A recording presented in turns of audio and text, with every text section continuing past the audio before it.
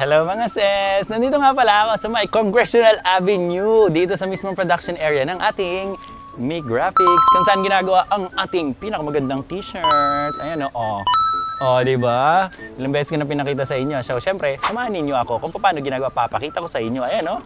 Ayan, Jill Jackson Ditis. Let's go! Papakita ko sa inyo, di ba? Ayun na. Oops! Ito ang ating hagdanan. Let's go! Ang taas-taas naman ito. Nakakasyogod. So, kailangan patras pala ako talaga rito maglalakad parang pa-moonwalk. Nandito na tayo sa production area. Merong isang pagawaan dito na kwarto. Let's go! Let's go mga sis!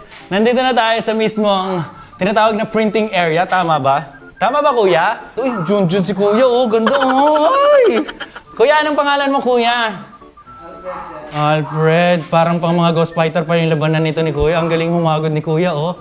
Bukod sa hagod, mukhang magaling din itong bumurotsa. Kuya, pwede akong pa-try. Subukan ko maghagod. Ha? Alam ko, tumawa si kuya. Kuya, ibang hagod yata iniisip mo. Baka gusto mo, ikahagurin ko talaga. Nanggigigil ako talaga sa'yo. Sige, so let's try. Nandito na tayo, sis. Ginagawa na nga pala nila ang ating SES Gaming t-shirt. So, susubukan natin kung paano nga pala talaga ginagawa to.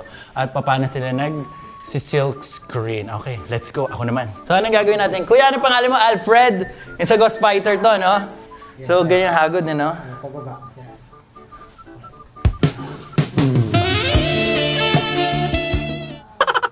Pati si kuya na pa ba? Uy, kuya, ako dapat gagawin, pati ka. Ganun lang yung kuya, isang hagod lang yan. Dalawa. Gagano ko ulit. Isa pa ulit.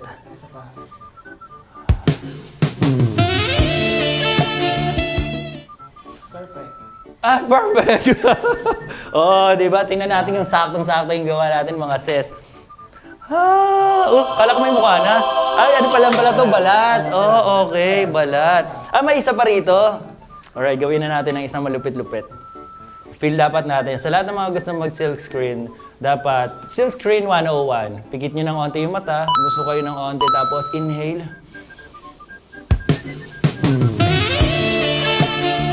So ito na nga mga sis, medyo mahirap talaga pala mag-silk screen, lalo na pag marami yung production na ginagawa, katulad ng ginagawa ni Kuya Alfred. Pero dahil nga bihasa na siya, makikita mo naman yung quality, ang kapal, at saka yung ganda. Hindi to basta-basta mga sis. So sa lahat ng mga gustong humabol pa at mga magpapagawa, dito naman tayo sa MIG Graphics Print. Saka yung mga nagpapagawa ng mga t-shirt ko, ayan na, ginagawa na. Huwag kayong atato, nagigigil ako talaga sa inyo, let's kayo eh.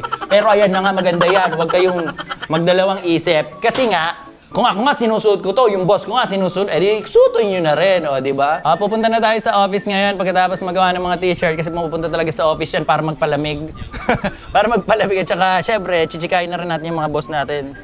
Di ba? Ano masasabi niyo mga sis? Wala na kayong ibang pupuntahan ko na dito lang sa MIG Graphics, alright? Kala ko nung una, chika-chika lang yung gawa-gawa na ganyan ng mga silk screen nila. Pero, quality pala talaga kasi makapal. Tas hindi basta-basta natatanggal pag nalalabhan. Matagal.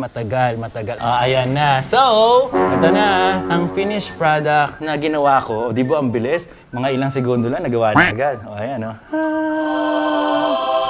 Papakita ko niya sa inyo mga sis. Ayun, makapal. Di ba? Ganyan kakapal yan. Hindi basta-basta. Ayan o. Di ba? Siyempre, kung may white, meron din tayong black version. Ayan, di ba? Wait lang. Oh my God. Ganda, di ba? Tingnan mo naman. Papakita ko sa inyo kung gaano kakapal. Ayan, ang kapal, di ba? Hindi, yung silk screen. Ayan, ang ganda, Ayan, stretch ko pa. Crumple natin ng onte. So, ayun. SES Gaming together with MIG Graphics. So, ano pang inaantay nyo mga SES? Let's go at magpagawa na kayo dito sa pinaka-quality at nagkagandahang mga gawa ng ating MIG Graphics Press. Love you!